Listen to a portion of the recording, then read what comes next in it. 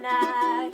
Me and you gonna have a little chat about books.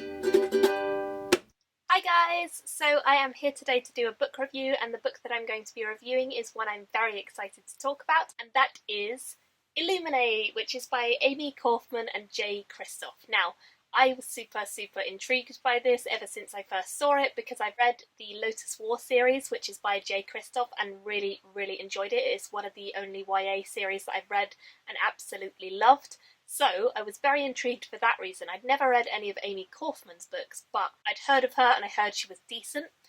So that was an interesting reason anyway. Then I had a look at the formatting inside and saw that it was pretty cool inside, because as you can see it's got schematics, which is pretty awesome.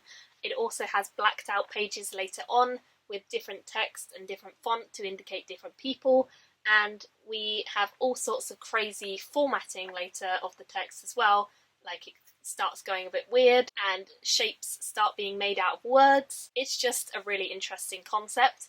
And then of course I got reason to pick it up, and that is the BookTube SFF Awards. This is one of the nominated works in the YA category, and I'm so glad that it gave me the excuse to buy this, because I loved this. And I have to say, I didn't love it until the first half was over and the second half started.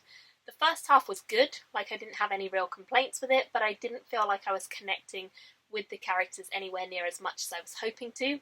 This follows the two characters of Katie and Ezra, and they live on this world that is being attacked when the novel begins. So it is set in space, and they're on a different planet, and everyone from that planet has to escape the planet on two separate ships because their planet is being attacked and they need to get away. The two people that we follow were actually in a romantic relationship before this started, and then they had just broken up when this massive attack happens on their planet, and so they have broken up, they're not together at the start of this, and they go on to separate ships in the end, and then as the story goes on they actually start to email one another, and you follow their relationship mostly via electronic documents because they can't talk in person.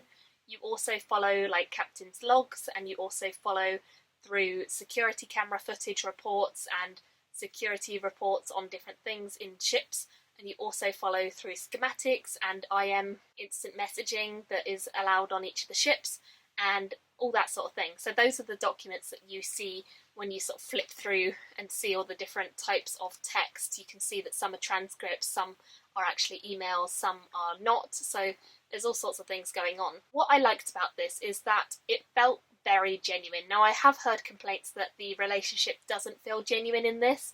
I would completely disagree with that. I genuinely think that this relationship, even though it's a long distance relationship and they are on two separate ships, feels so genuine. And I can say that because I was in a long distance relationship for 3 years, which, fun fact about me, that's true, I was.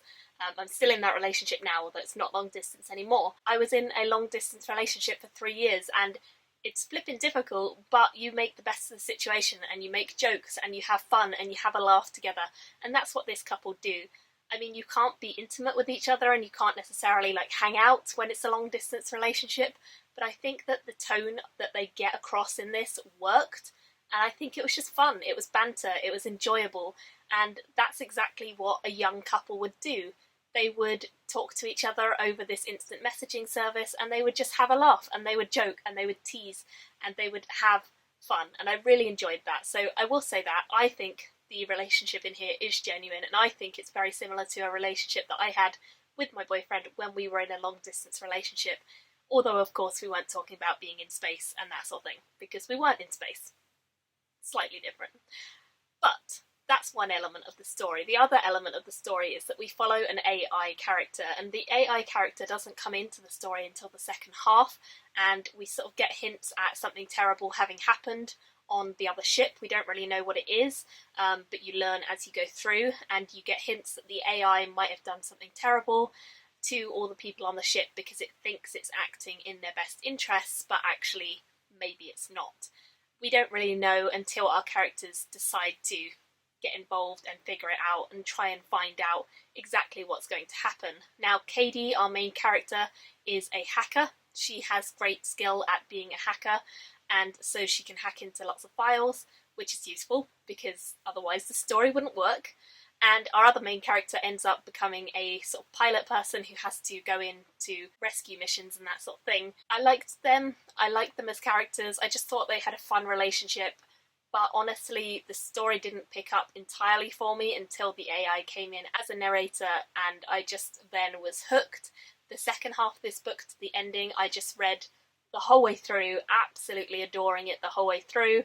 I will say there's a slight cop-out that I didn't really agree entirely with the ending. Up to the last however many pages, I was loving it, I was addicted, I just thought it was fabulous. And this is a quick read because it is told in these sort of email formats and diary entries and that sort of thing. It is a quick read, it's not difficult, a lot of it is dialogue. There isn't an awful lot of description, although there is some. I will say if you can get to the halfway point, then this kind of does a flip. It turns into something completely different from what you expect it to be at first, and there are some crazy epic moments that happen that I just really enjoyed. And you guys know I don't read an awful lot of YA, but this one was fantastic and I would highly recommend this to you, especially if you want to get into sci-fi or if you love YA.